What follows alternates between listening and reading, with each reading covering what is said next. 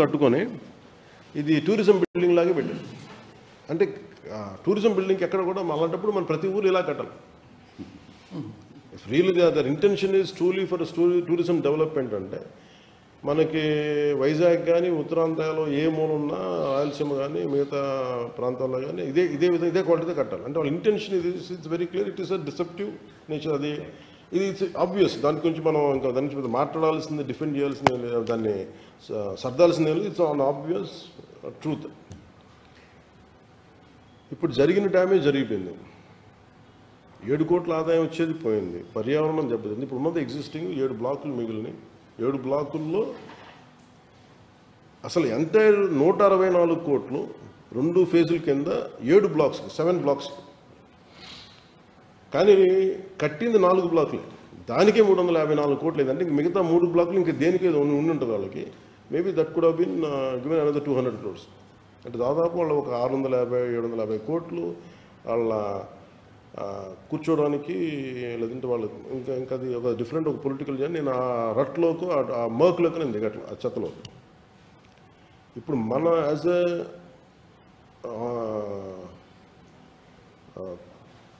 బాధ్యత గల మనం శాసనసభ్యులుగా and as the Janasena party శాసనసభ్యులుగా కావచ్చు, ఇది మనం దీని మీద ఒక కాల్ తీసుకోవాలి.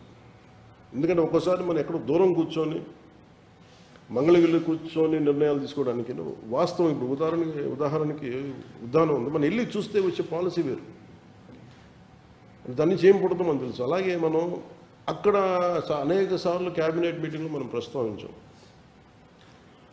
గౌరవ ముఖ్యమంత్రి గారు కూడా దీని మీద ఇది వెంటనే ఏదో చేయాలి, నష్టపడిపోతుందని చాలా ఆయన కన్సర్న్ కూడా ఏముందంటే పాడైపోతుంది అనేది.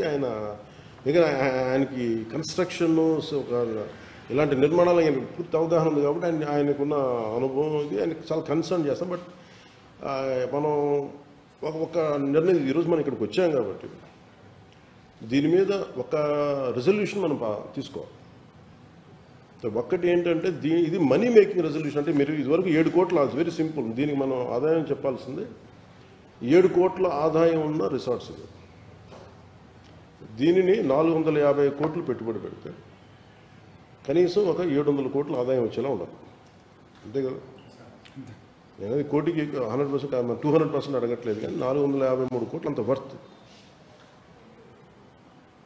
దాదాపు కూర్చోబెట్టి మొత్తం పెడితే ఇంకొక 50 కోట్లు అంత పెట్టుబడి పెడితే ఎలా చేయాలని నాకు నిజంగా ఇప్పుడు వస్తున్నప్పుడు మన టూరిజం శాఖ మా చిల్లు దుర్గేష్ గారితో మాట్లాడుతుంటే చాలాసార్లు క్యాబినెట్లు ప్రస్తావించారు, మనోహర్ సార్ ప్రస్తావించారు. అందరూ ఏమన్నారంటే దీని ఏదో ఒక ఆదాయ మార్గం. నేనైతే ఇంకొంచెం ఎక్స్టెండల్ కూడా చెప్పాను. అసలు టోటల్ నాదంతా ఈ ప్రాఫిట్లెస్ మేకింగ్ ఏది ప్రపోజల్ చెప్తే దాన్ని స్కటిల్ చేశాను. ఉద్దేశం మంచిదైనప్పటికీ దాన్ని అంటే మనం దీంట్లో ఏంటంటే it's tourism department property, government of AP property. It's better it should be remain as AP government property కింద ఉండిపోవాలి. ఇంకా దీన్ని అమ్మడాలు పెట్టకూడదు. ఇది ప్రైమ్ ప్రాపర్టీ. దీన్ని ఎందుకంటే గవర్నమెంట్కి కొంత ప్రాపర్టీ లైక్ సింగపూర్ గవర్నమెంట్ మళ్ళీ దీన్ని ఇంకా తనఖాలు పెట్టడానికి అలా కాకుండా గవర్నమెంట్ ఆంధ్రప్రదేశ్ సింగపూర్కి ఎలాగ ఆదాయం ఉంటుందో గవర్నమెంట్ ఆంధ్రప్రదేశ్కి ఆదాయం కావాలి.